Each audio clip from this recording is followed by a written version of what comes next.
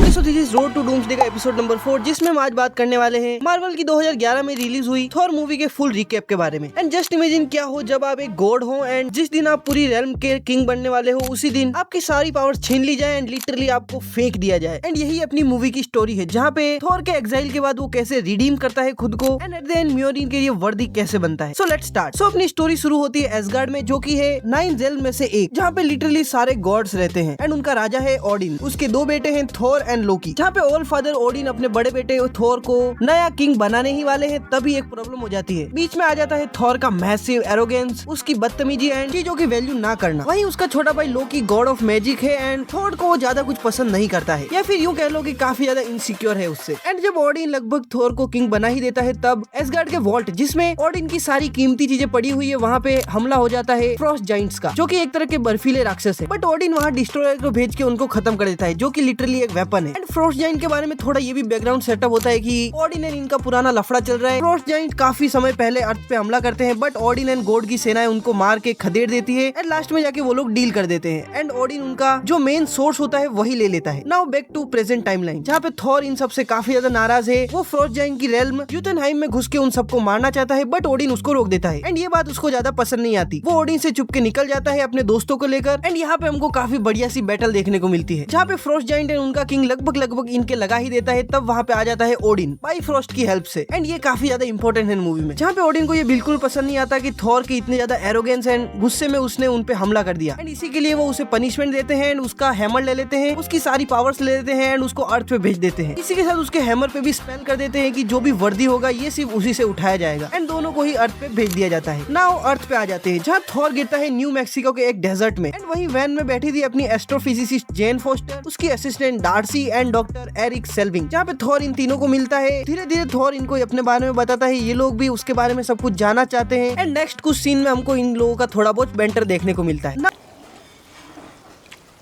ये अच्छा है, हमें पसंद आया। हाँ, मैं भी यही पीती। एक और।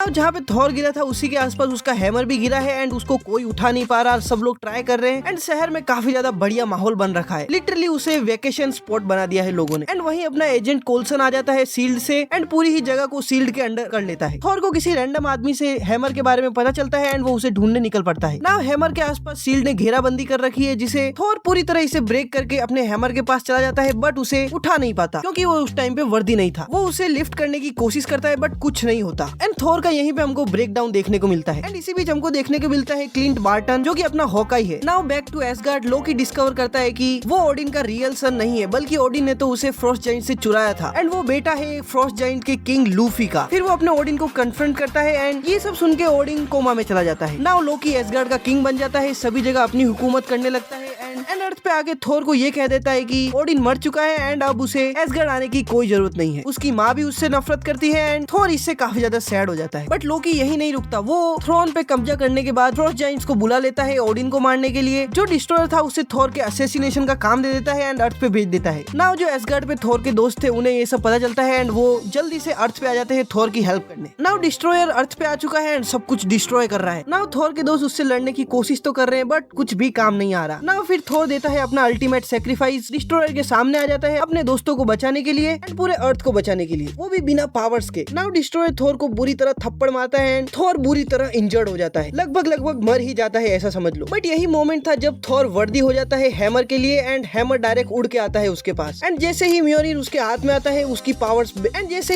थॉर के हाथ में आ जाता है उसकी सारी पावर्स वापस आ जाती है। वो गॉड ऑफ थंडर वापस से बन जाता है एंड यही था थॉर का वर्दी मोमेंट, जहाँ पे उसने खुद को रिडीम कर लिया था, अपने एरोगेंस, ईगो, गुस्से सबको पीछे छोड़ दिया था। नाउ हमको देखने को मिलती है डिस्ट्रॉयर एंड थॉर के बीच में थोड़ी सी बैटल, जहाँ पे थॉर डिस्ट्रॉयर को कम्प्लीटली हरा देता है। नाउ क्लाइमेक्स में थॉर एंड उसके दोस्त वापस से जाते हैं एसगार्ड पे लोकी को रोकने के लिए, जहाँ लोकी ट्राई कर रहा है ओडिन को मारने की, बट जैसे ही थॉर आता हुआ दिखता है वो अपना पूरा गेम ही बदल देता है एंड फ्रॉस्ट जाइंट्स को ही मार देता है। बट लोकी इसके साथ साथ ये भी करता है कि बाइफ्रॉस्ट की हेल्प से पूरे के पूरे यूथनहाइम को भी खत्म करना चाहता है, जिसे थॉर करने से रोकता है एंड ना रुकने पर इन दोनों के बीच में भी हमको थोड़ी बहुत लड़ाई देखने को मिलती है एंड लास्ट में जाकर लेकर थोर लोकी की छाती पे अपना म्योनिर रख देता है एंड जब सब कुछ उसके हाथ से बाहर निकल जाता है तो वो पूरे बाइफ्रोस्ट ब्रिज को ही डिस्ट्रॉय कर देता है, जिससे एस्गार्ड पूरी तरह डिस्कनेक्टेड हो गया था अदर रेल्म से। ना इसी बीच में थोर एंड लोकी गिरने ही वाले थे, तब आता है ओडिन एंड थोर को पकड़ लेता है, बट लोकी थोड़ा सा इमोशनल होकर डीप स्पेस में गिर जाता है एंड सबको ऐसा लगता है कि ये मर गया। बट कहानी यहाँ पे थोड़ी सी अलग है, जो कि हमको आगे पता चलेगी। ना एस्गार्ड की इतनी ज्यादा तबाही के बाद धीरे धीरे सब कुछ नॉर्मल हो रहा है एंड सब लोग सेटल होने की कोशिश कर रहे हैं। ना दूसरी तरफ अर्थ पे निक फ्यूरी कन्फ्रंट करता है डॉक्टर सेल्वी को एंड वो उनको दिखाता है टेज़रेक्ट, जो कि आने वाली मूवीज में काफी ज्यादा इंपॉर्टेंट होने वाला है। कैमरा मिरर की तरफ जाता है एंड हमको देखने को मिलता है लोकी, जो कि सेल्विक के माइंड को कंट्रोल कर रहा था एंड कहता है तब तो इसे एक बार देखना ही होगा। तब तो इसे एक बार देखना ही होगा। एंड इस तरह इस पोस्ट क्रेडिट सीन के साथ ये मूवी खत्म होती है। सो अगर मेरी बात करूँ तो मेरे को मूवी ठीक ही लगी, इतनी ज्यादा बढ़िया भी नहीं थी एंड इतनी ज्यादा खराब भी नहीं थी। थॉर को सेटअप करने के लिए बढ़िया थी, उसका एरोगेंस, उसका redemption and at the end सब कुछ ठीक हो जाता है। बाकी इसी तरह रोड टू डूम्सडे के और एपिसोड्स आते रहेंगे, उसके लिए चैनल को कर लो सब्सक्राइब। मैं मिलता हूँ आपको एपिसोड नंबर 5 के साथ, तब तक के लिए पीस।